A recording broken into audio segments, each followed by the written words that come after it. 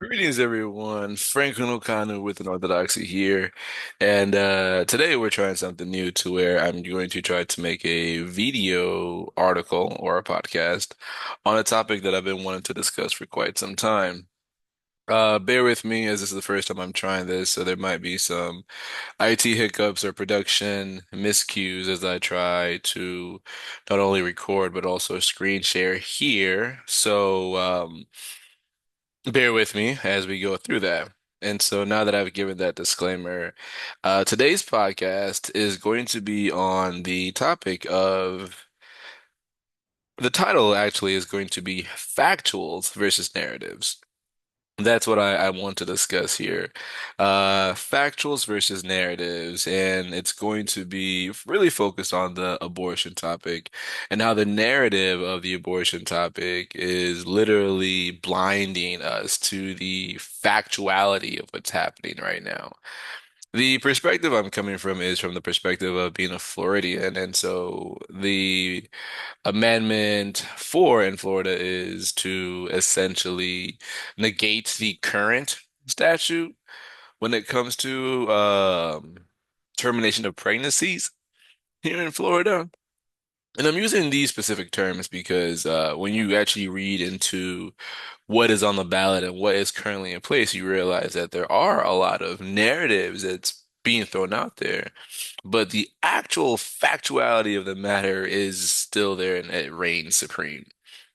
And so that's what I want to discuss today in today's article or today's podcast.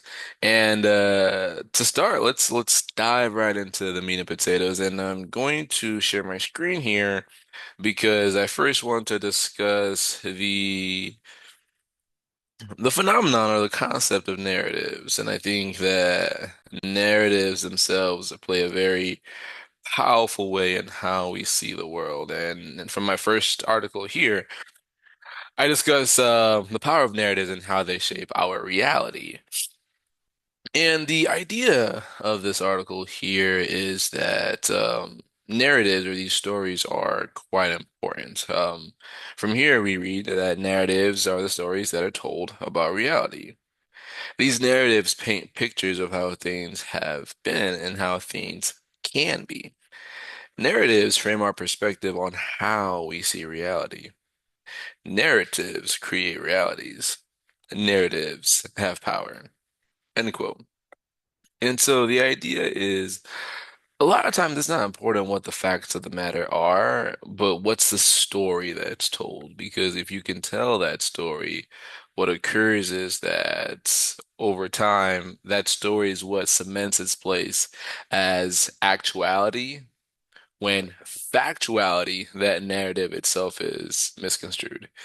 I've written extensively about this in so many articles, but this article right here is the foundation of the idea of how narratives shape our reality. I wrote this article last year, so it's an older article as I was still learning how to write. So please take the chance out to read it. This is archived, so it's for my paid subscribers. But it's a very good article that sets the foundation in just where we're discussing, and this is the foundation of narratives. And so without further ado, as we dive into the actual topic of discussion here, let's talk about the abortion law. And so, one of the things that I found is the narrative of this abortion law. And so, here we have this story from Texas to where it says, hey, listen, this woman died because it would be a crime to intervene in her miscarriage. And the article or this story itself that we're seeing, if you look at it as I'm looking at it, right, I had to really look at this and I had to really say that, wait. What happened here is a miscarriage. But the narrative surrounding this story is a narrative of, oh, look at what happened because of the abortion ban. This abortion ban is bad, and we need to remove the abortion ban because what's happening is that people are now dying because of this ban on abortion, which is why we need to make abortion legal again so everyone can get an abortion because then we save these lives. Interesting.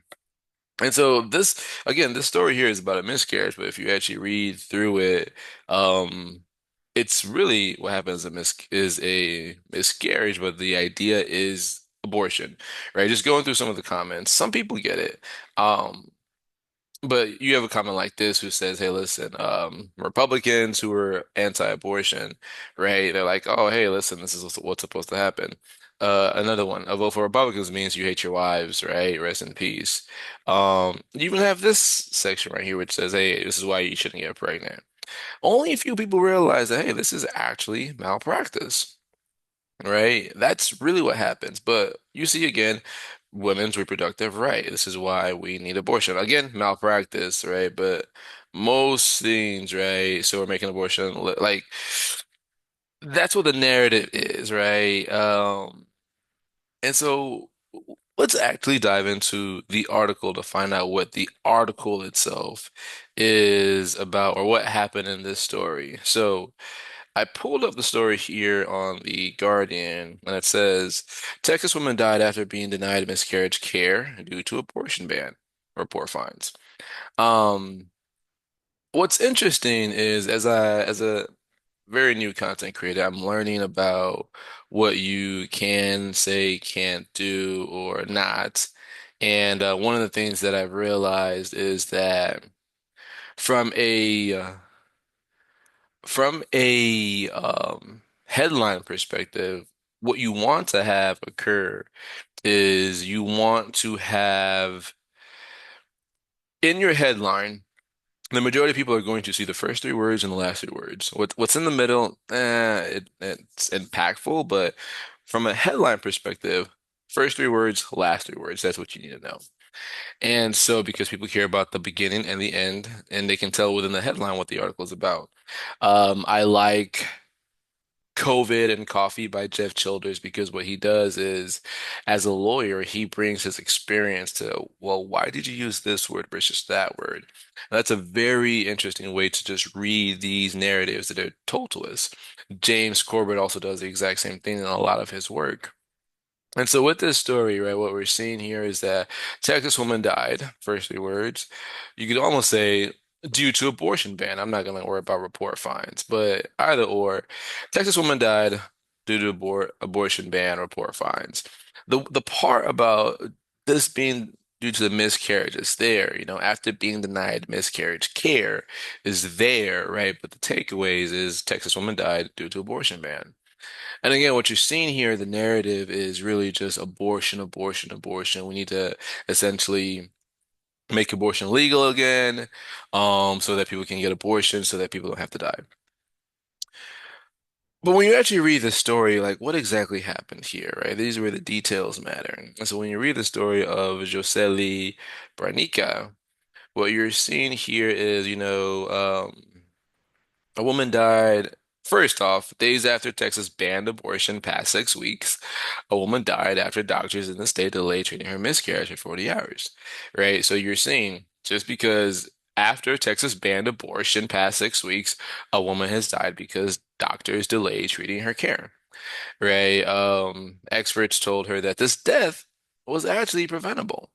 And this is actually the third person reported by ProPublica to have died after being unable to access abortion legally or having her medical data delayed, right? Again, why did you put abortion legally as the first part versus medical care delayed? These are done in order to set up a heuristic with the individual. In my articles that I've written about before, I think I have an article actually on critical thinking. Like you have to know how to critically think and take action because in critical thinking, right, what you're able to see, let's see, do I have that critical thinking? Yeah, critical thinking and taking action in part one. You have to realize like why are these words done and why are they set up way? And it's really because of heuristics, right? When I write this, I'm not me, but well, from my perspective, when I write something, I try to set up the stage as to what this article is going to be about so I can expose you to a different perspective. And that's what a lot of mainstream media things do as well, right? Now, I try to get right to the nitty-gritty, but from the mainstream's perspective, words are used and narratives are told because I'm trying to give you a way to see the world, and this way to see the world is known as the heuristics.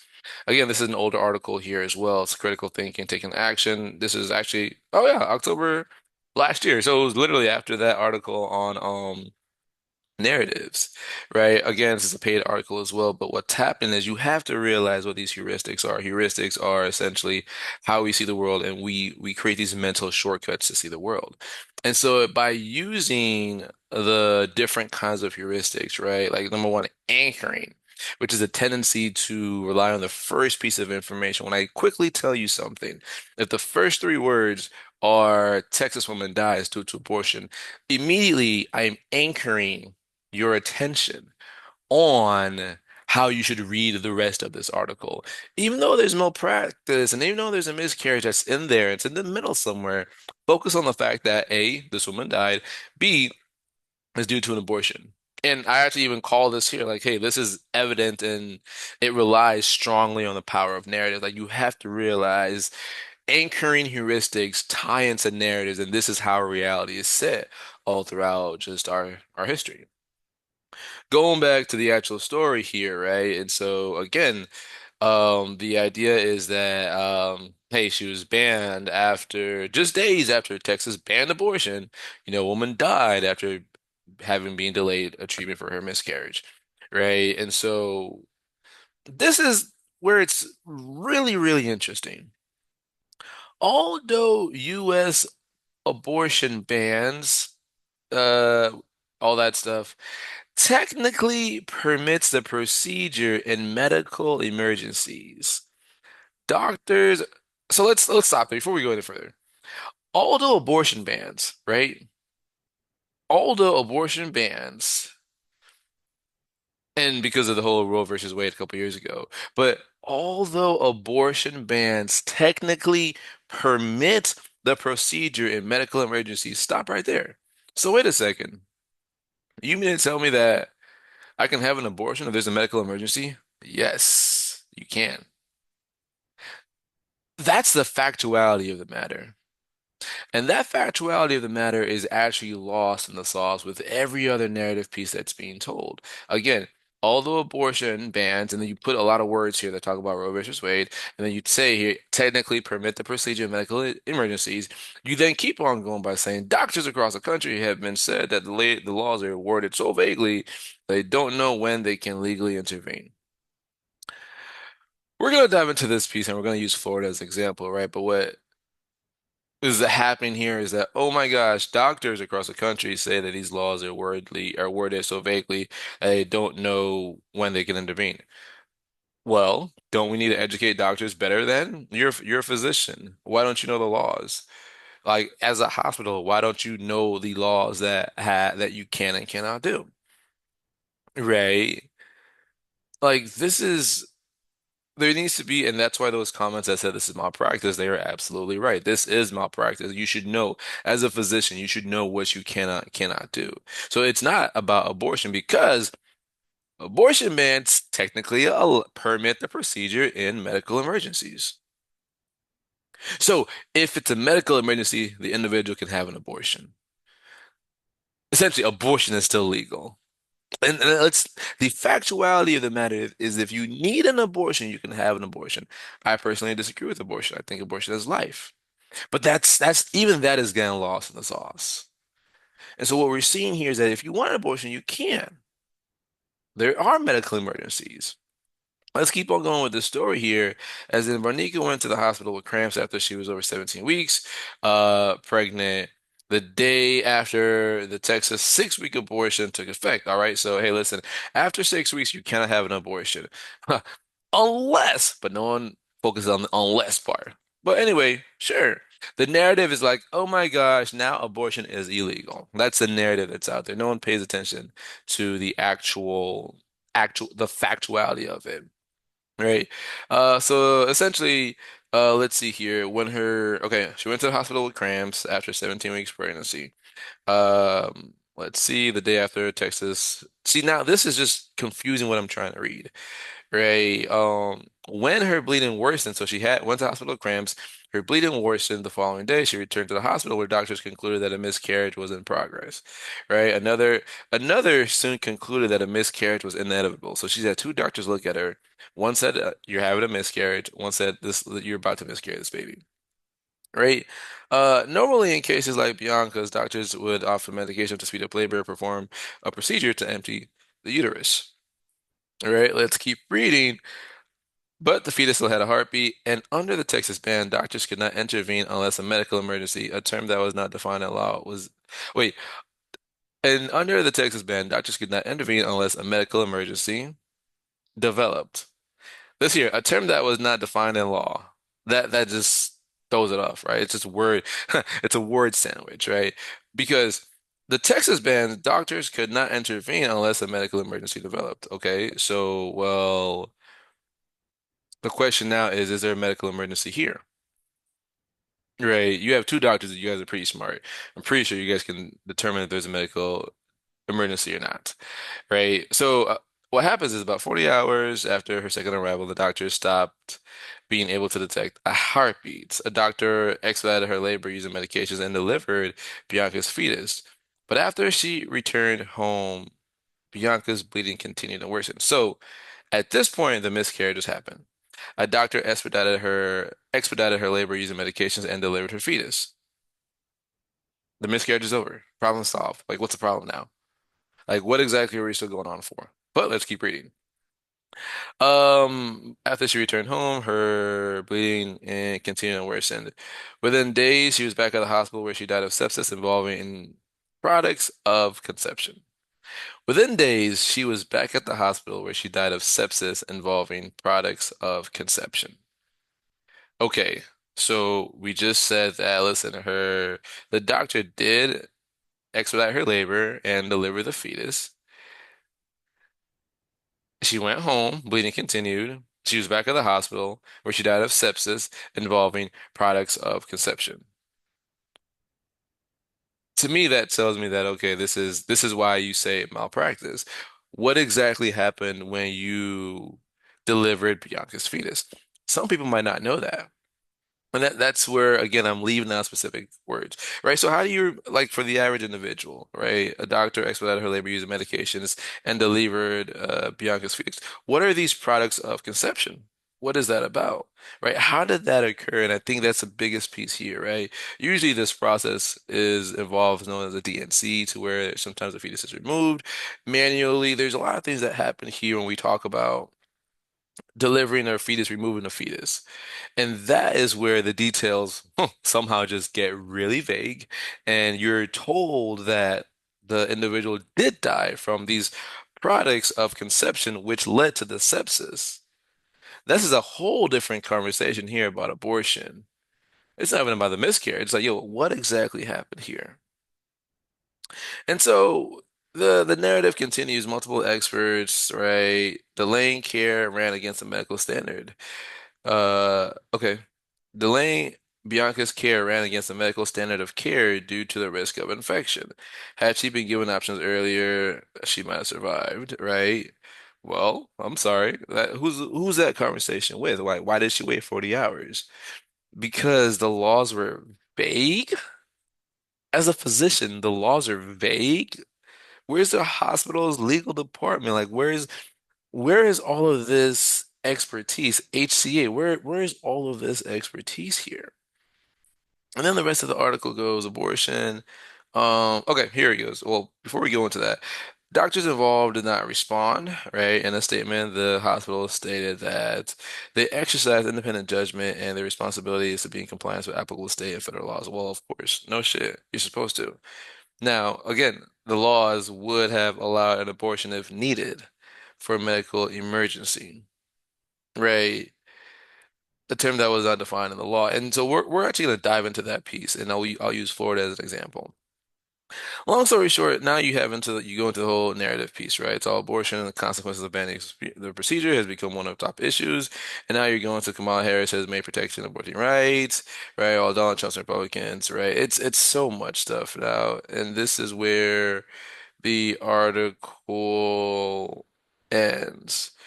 Um, so and then there's other women, Amber Thurman and Candy Miller, who also died after being unable to access abortion in their state.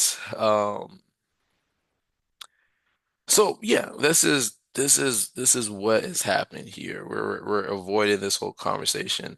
And we're saying that this is due to abortion bans. Abortion bans are why people are dying. That's what it's being told to us. And that's a narrative. That's what everyone's saying, like, oh my gosh, we have to make abortion legal again so people won't die and have more, stories like this.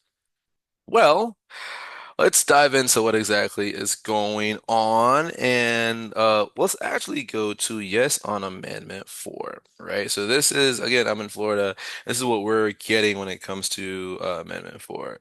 Limit government interference with abortion, right? Because yeah, if you don't, these sad things will happen. You've got this story here on abortion. You've got a physician, right? Oh my gosh.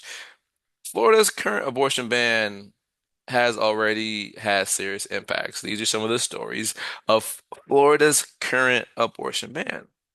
Let us dive into this, right? But first, you got a doctor, Dr. Jerry Goodman. He's like, "Hey, listen, this, I'm my hands are tied, right?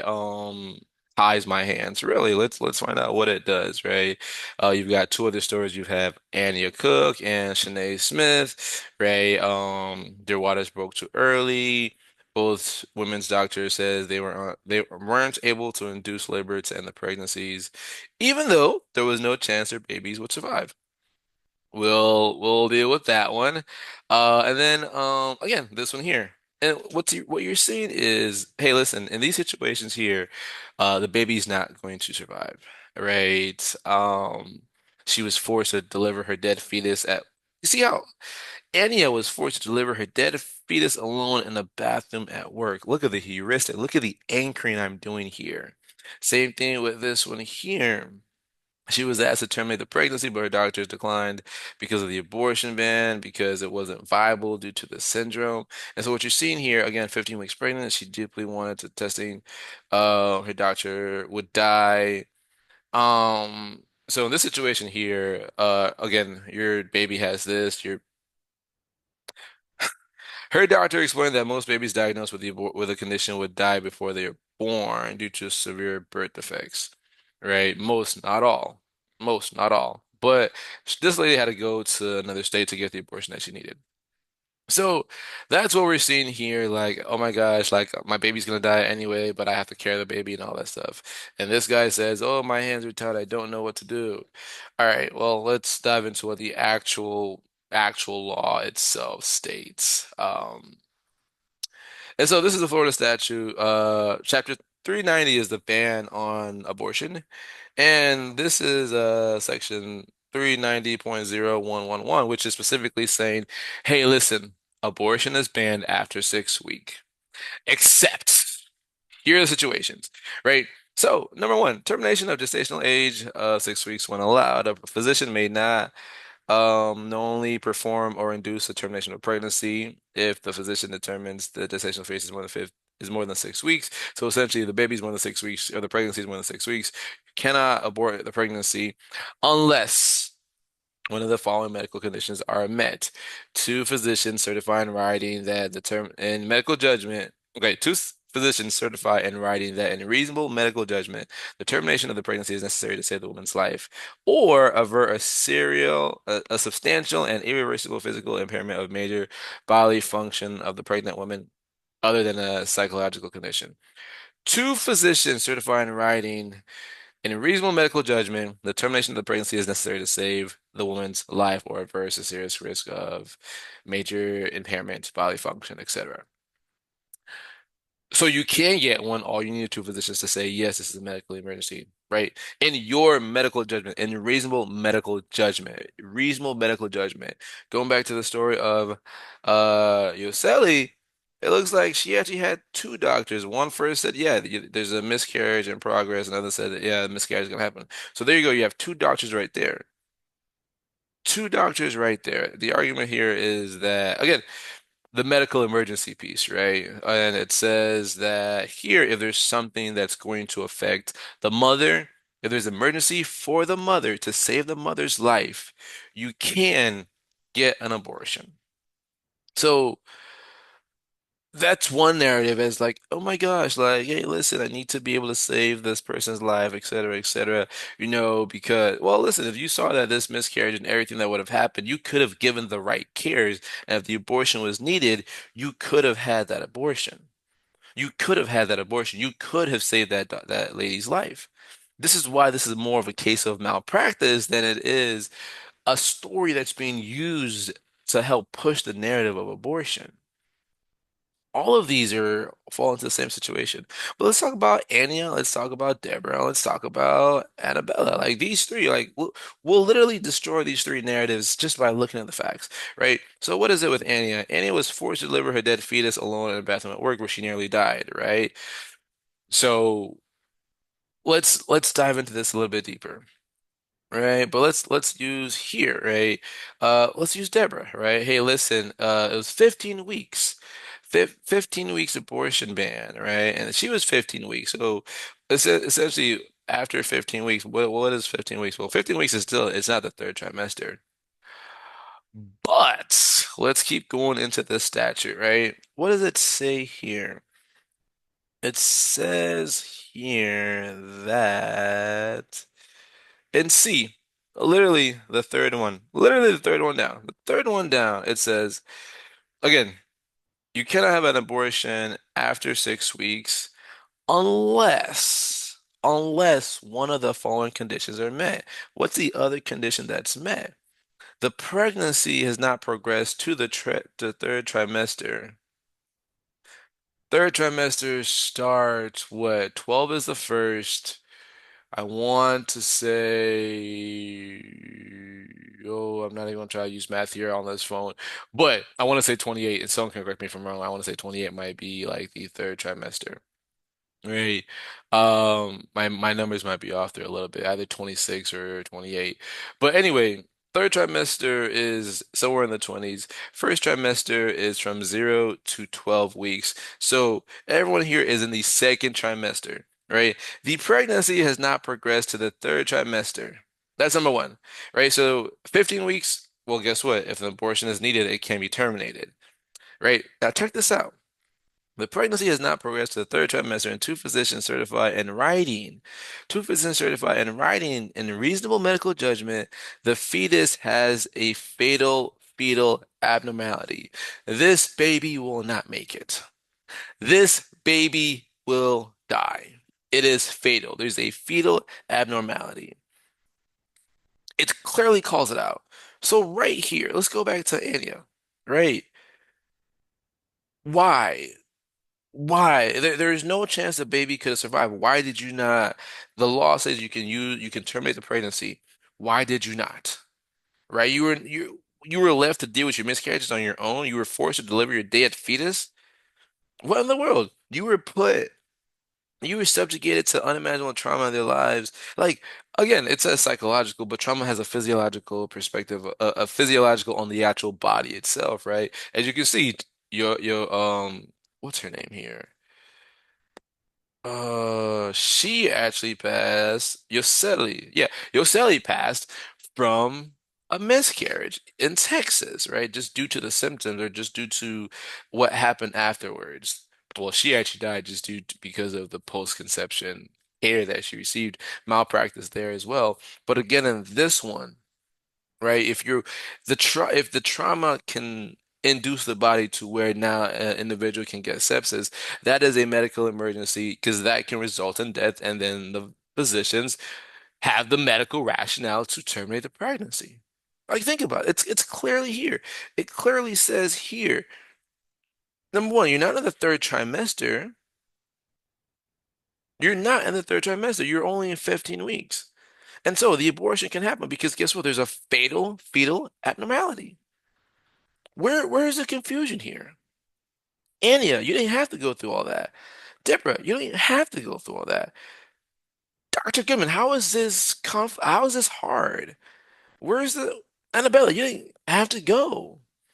Like where is the actual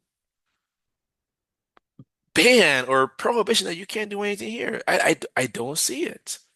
I don't see it. And that's why I really wanted to have this podcast in this format just to show right now. And even the Guardian says, right, listen, it is allowed.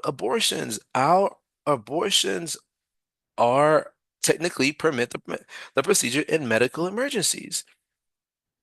The fact that doctors across the country say they're so wordly vague and they can't legally intervene, like this is why a lot of times you probably should listen. Like, come on, bro. As a physician, you don't know what to do, and you're gonna tell you don't know what to do because the laws are unclear. But then you want me to essentially take something that's not tested into my body, or you want to give me some drug, or you want to give really? Come on.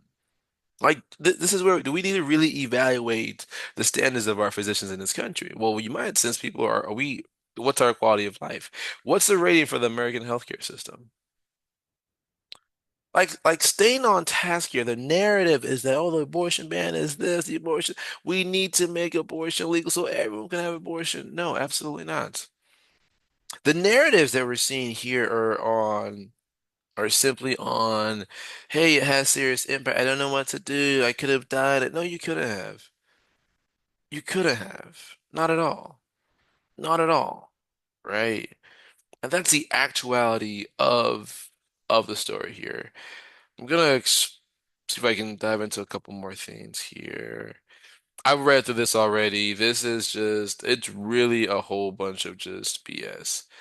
Um, it's really BS. It's so much BS. Right. It is. I mean, here you have the link here for yourself. You can go to it, but it's yeah, Floridians protecting freedom. It's so BS. But like on a personal note, I've had these conversations with, I'm pretty unorthodox in my views, but not everyone in my circle is unorthodox. So I had these conversations with people close to me, like, and we've had some really we dove into these conversations. This is exactly what we did. We literally pulled up the stats, and I'm like, yo, what the fudge? It says it right there. Like, I don't know about this stuff, but the narratives that are out there are told to me. And so I'm like, oh my gosh, right? Here's funny. When this is how much my views change in this world. I thought, hey, listen, I get it, right? Abortions, things happen, and yeah, they should be able to have an abortion. Last year, when DeSantis moved it from 15, I'm like, oh man, I didn't like that, DeSantis. You should have left that happen, right? I was under the narrative that abortion is, yeah, you're just, terminating the pregnancy, all this stuff, blah, blah, blah, blah. But as I really sat there and really thought about what were happening, I've really grown. I literally just wrote an article last week, like, yo, listen, I was a, I, Franklin O'Connell was under the guise of abortion, just thinking that abortion was simply just, you're terminating the pregnancy and all that stuff. No, listen. Once that pregnancy is fertilized, and I think I saw it's within 2 weeks, there's a heartbeat. Within 18 days, there is a heartbeat. To me, that is something that's clearly alive. And I would make the argument this is different than, let's say, a Plan B or something like that, because one, you could make the argument that what you're doing there is you're stopping the the process of beginning, which is different than process, the pregnancy actually happening. I'll give that argument, and someone can definitely shape my perspective there as well. I could still make the argument that Plan B is the same as anti-life, not to the same extent as an abortion, but for this argument, I'm gonna stay with abortion just because I don't want to be here all day.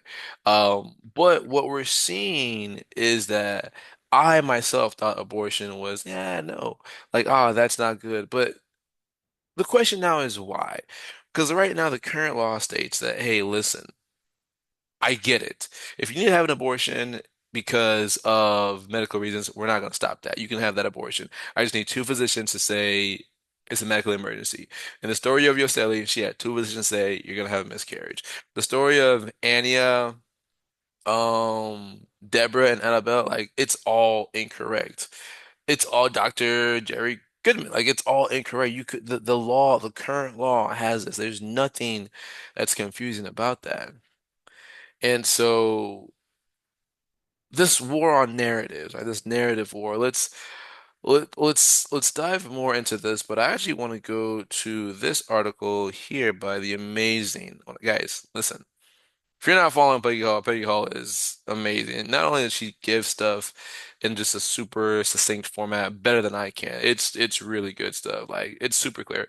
She changed my perspective on voting. I'll give it to her. She literally changed my perspective on Florida.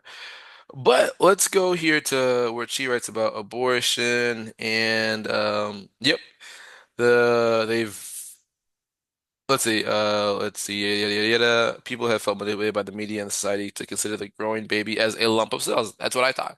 It's just a clump of cells. It's a clump of cells, right? My body, my choice. Again, popularized in the 1970s. That's literally what I wrote about, right? So what's happening is that you're no longer focused on the life that is occurring here. You're not focusing on the life that's occurring here, right? The abortion idea is, oh my gosh, you can't harm anybody. But yo, I'm sorry. There's a heartbeat there. What are you doing? Like there's a heartbeat there. What about the pain that the heartbeats is going to quote unquote experience? Is that not alive? So what the fudge is beating there? Right? What the fudge is beating there? Just a clump of cells with a heartbeat? So you mean to tell me if you don't grow it, it's not gonna be like, come on, guys, come on. And so it's a very anti-human process that's occurring, right? And who's funding this? This is where thank you to Peggy for really showing that, well, yeah, you've got Planned Parenthood that's funding this. Going on the website, and I want to say they actually call it out here, but it's literally Planned Parenthood funding this. I'm curious if they actually call it out. There is an about page. I think it's this one here. Bam, Planned Parenthood, right? Planned Parenthood, not going to get into the history of Planned Parenthood, right? But Planned Parenthood essentially is, listen, if the Archons wanted to create a system to necessarily end and terminate lives like I talk about, this is what Planned Parenthood is. As you guys know, I'm Nigerian. For racial technices, I'm African American, and yet to realize the lady who started abortion was someone who wanted to literally decimate the populations of African Americans. They wanted to destroy African American babies. Like literally, that is the goal that led to Planned Parenthood. And it's crazy because now what you're seeing is you see African Americans being used and women of color being used as poster models for this system that was created to stop their children. This is the power of narratives that is shown into the world, and this is what we see when we talk about abortion. And it wasn't until I really like dove into this argument just to say there's just something more deeper here, right? And if you look at the policy and you look at what actually happens, listen, if you have a medical emergency, you can have an abortion. To close here, one of the things that I find like very interesting, which is why I really just I'm very iffy about abortion, is I wonder those who are saying no to abortion, like on the actual ballots, right? What it says is that, hey, listen, this will actually decrease the birth rates in Florida and all that stuff. This argument on abortion allows for medical emergencies, which essentially just destroys this whole notion here of yes on four. It destroys it because they're only banking on this whole narrative of an abortion. Well, guess what? You can in emergencies. And that I wish the commercial would just show this, but they don't, and I don't know why. But I want to close here within a minute, and one thing I do want to call out is that this is the power of narratives, and this is how narratives really shape our world. And in my article here on lies not discussed, like we have to realize there's literally narratives everywhere. This is one of my favorite articles. I post this all the time. This is a free article for everyone, but you have to realize when you start to examine our world on narratives, man, there's a lot of narratives. Evolution, that's one of my favorite ones. Even evolutionists knows that evolution is not real. It's simple as that. But dinosaurs was another one. Oh man, like I have some really I there's some stuff here that I just wish people to read because yeah, like when you know what narratives I mentioned the word here, false narratives. When you know the narratives of things, you're able to realize that okay, pause. There's a whole bunch of fallacies that's being thrown here, and they should be. To close here, yeah, listen, abort if people need to have an abortion for medical sake, they can have an abortion. That's no one's stopping them from that. I think what's happening here is what we're seeing is this whole my body, my choice thing is really a spiritual war against humanity. Like you're literally trying to decrease humanity. Everyone knows that Bill Gates and just the world population, the biggest lie told, is looking to be quote unquote controlled. Again, that's literally what they want to do, and abortion is just another way of attempting to corral the human cattle of it. It's a deeper agenda. It's literally an attack on creation. It's attack on just the divine Trinity, the Holy Trinity of Mother, Father, and Child. And when you see this, you're able to see past the heuristics that and the biases that they attempt to pass on us. And so it's been a 40 minutes of me talking, and I hope this comes out good. I really wanted to try just to go back and forth and share screens just to show you all how this topic, there's a narrative that's being told, but when you actually dive into the matter, it's not that bad. When I say it's not that bad, is listen, if don't take my word for it. Let's take the actual stories world. Again, technically, abortions are allowed in medical emergencies. If your doctor doesn't know that, and something happens, you have a malpractice suit on your hands. My argument is that Planned Parenthood probably contacted her family and all these other families to say, hey, listen, let's use your story to pass this ban. There might be someone getting paid. People might have gotten paid to use their story and share their stories so that this abortion ban can be removed and every abortion can be for everybody. And that's the whole goal here. The goal here is let's make abortion for everybody. So yeah, go ahead, have sex, do this, do that. Oh, I'm pregnant, get an abortion. Yeah, you have 6 weeks to have an abortion if you wanted to. Again, I don't. The whole after reading this article and diving into abortion, I'm not pro-abortion. Like I don't think abortion should happen. Again, only in for medical emergencies. But because of choice, fudge no. If you're playing with fire, think about this. You're playing with fire. You get burns. How are you going to get mad at the fire? Think about this. You're playing with fire, you get burned, but you're mad at fire? What the fudge? Right? And it's like, okay, well, you're having intercourse unprotected. Like, what do you, I don't get it. Like, what do you expect to happen? Like, what literally you expect to happen? Oh, I'm just gonna get an abortion? That heartbeat, that heartbeat is now going to cease, and you're gonna go back and do it. Like, what the fudge are we living with? Like, this is the world that the billionaires have created in my book. Like, this is the world the billionaires have created. And this is how they've shown us to view things completely differently. And so I'm gonna stop recording now, but if you really want to dive into just this perspective, if you really want to have a foundation of just seeing the world in this new light, check out my book. My book here, this is great. I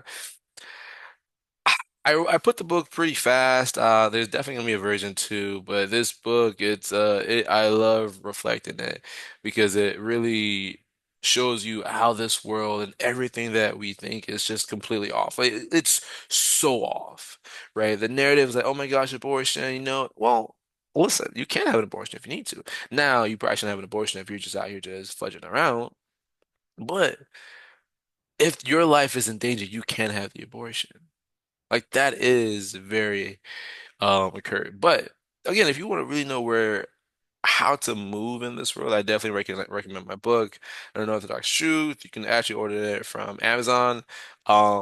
If you have Amazon, sure, but if you want to order it from me, you can definitely order it from me, right?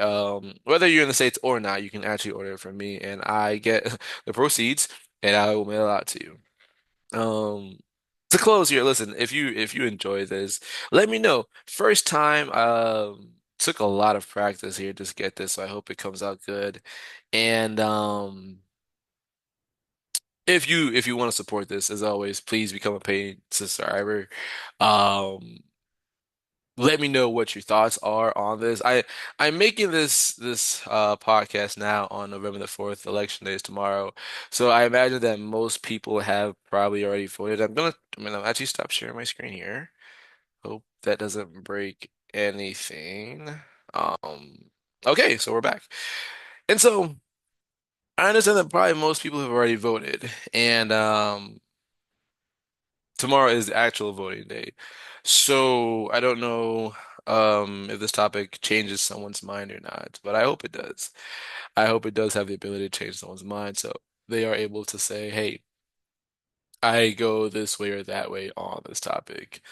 But to close, there's the facts of the matter, the factuality, and there's the narrative of the matter. Like we need to really understand the narrative of things because narratives are what build our world here. Just I want to go back to that article there. Power of narratives. Tis um just to reiterate this and just to close, narratives are the stories that are told about reality. These narratives paint pictures of how things have been and how things came to be. Narratives frame our perspective of on how we see reality. Narratives create realities. Narratives have power. Narratives have power. And today I hope I have dismantled the biggest narrative on abortion, as in we need to allow more abortion to save lives. That is literally an inverse of the truth and the factuality of the matter. But if you go to my newest article that I just put the other day, How to Save the World in 3 Steps, right? Like, we have to realize this world of ours is literally an inversion of the true reality. It's an inversion of reality, right? And I think I use the word inversion here. Um, I can't find it. Yep. Yeah. We live in an inverted world, right? You're telling me that I have to allow the killing of pregnancies to save more lives. Wow. It's crazy. But that's a narrative that has been sown. To close, again, hey guys, I'm looking for feedback on this. Let me know if you liked it or not. Please, if you like this, feel free to donate or become a paying subscriber. The links will be available in the podcast, right here. You know how to buy me coffee, or you can become a paying subscriber. You'll see the option if you're not already. And I will stop talking so you can get back some time. But thank you again for everything. Thank you for all the support. Looking forward to the feedback. And without further ado, have a great and wonderful day. Franklin Okanu, Unorthodoxy, exploring the spirituality and the reality. Signing off. Take care. Bye.